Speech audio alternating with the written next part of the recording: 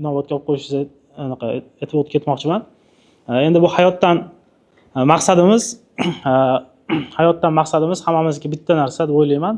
Undan tashqari bu kasbimiz bu o'sha hayotdagi bizning transport vositamiz hisoblanadi.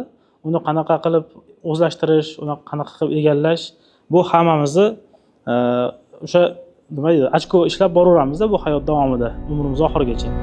Boshqacha his-tuyg'u, oldin faqat rangsiz, monoton televizor ko'rib yurgan odamlar, keyin rangli televizor ko'rgandan keyin ko'katlarda yashilligi, gulni qizilligi boshqacha tasavvur qilinadi. Men bu kursdan oldin o'zimni nutqimni rangsiz televizorga va hozir rangli televizor sotib olgandek his qilyapman. Va oldin men uchun faqat A nuqta bor edi. Hozir mening nuqtalarim ko'paydi. A, B, C. 1,5-2 yil oldin sotib olgan kitobimni 1,5 oyda o'qib tugatdim.